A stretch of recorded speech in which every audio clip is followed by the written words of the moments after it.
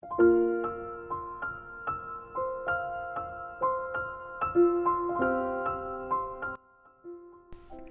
I'm Amber. I'm 19 years old and I'm living in the Philippines. I grew up in a Christian background, but I never really had a personal relationship with God. I did not always live a life that was pleasing to Him. During my second year in university, way back in 2009, I met two students who were part of the same club. One day, we were supposed to leave the campus at 3:30 p.m. then take the same bus to our dorms. But while waiting for the bus to arrive, we entertained ourselves with just one more conversation. They shared a booklet called Knowing God Personally.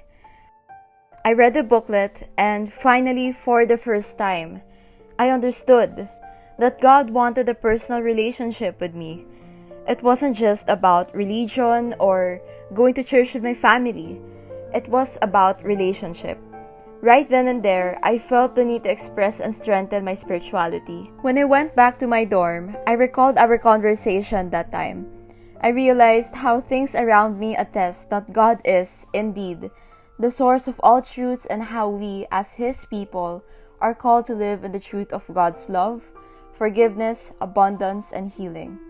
From here, these truths are what I believe would guide me in my daily life as it unfolds. That moment became the turning point in my life. As I spent more time with them every after-club meeting, it dawned on me how important these kind of small conversations are. Like every time I'm with them, I would feel some sort of healing that I didn't even know I needed. In addition to that, I get to share with them the new profound connection that I developed with Christ. It is such a wonderful thing to know that I do not only get to bond with them, but also with God, the founder of this communion. During that third year, I was very motivated and encouraged that God would use someone like me for His glory and pleasure. Spending time with those two clubmates, who I now consider as my lifelong friends, motivated me to also share my personal journey in strengthening my spirituality and my relationship with God to people who are just like me before and those different from me. The three of us agreed that more students or individuals needed to know Christ. We were all convinced of that, which is why we started a small ministry of discipleship on campus. It was hard, but that step led me to a greater purpose in life. There's this one thing that made me continue in serving God, and that is seeing how many of our brothers and sisters are suffering from being poor and oppressed and are in need of His mercy. It awakened my desire to give to others willingly and compassionately. I wanted to invest my life in what would count for eternity.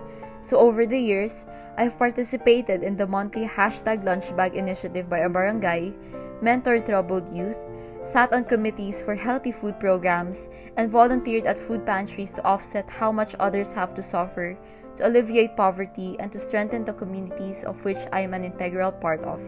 We all should.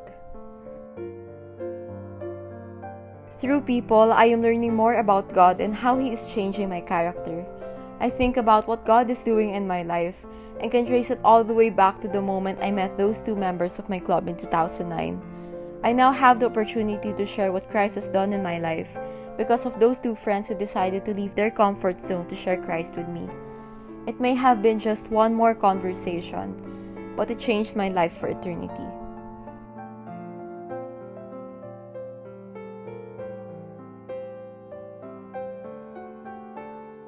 Sometimes simple things can truly make a huge difference in someone's life, and the inspiring story shared with us is an example of it. Indeed, having good intentions and established faith in God is a big part in engaging with others, because our words and actions can touch someone's heart and motivate them to get to know God on a deeper level and establish a relationship with Him. It was also emphasized in the story how the spirituality of truth, communion, and mercy can come in various ways that can completely change someone's life and belief. And as a Christian with our God-given talent of serving our brothers and sisters, we must be like Amber, who opened her heart and mind to God, leading her into living a life where spirituality of truth, communion, and mercy prevail.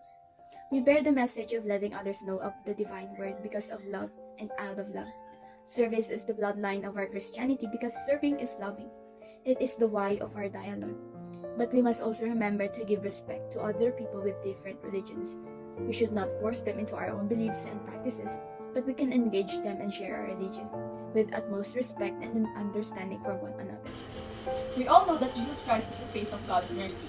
He sacrificed his own son for salvation, and Christ willingly did it for the people. As children of God, we are called to promote a culture of mercy based on the rediscovery of encounter with others. A culture in which no one looks at another with indifference or turns away from the suffering of our brothers and sisters. The works of mercy are handcrafted in the sense that none of them is alike.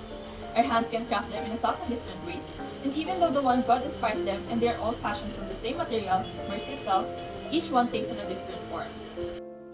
Christ as the living Word of God is inseparable from the truth. He not only is the truth, He is the source of all truth, the embodiment of truth and therefore the reference point for evaluating all truth claims.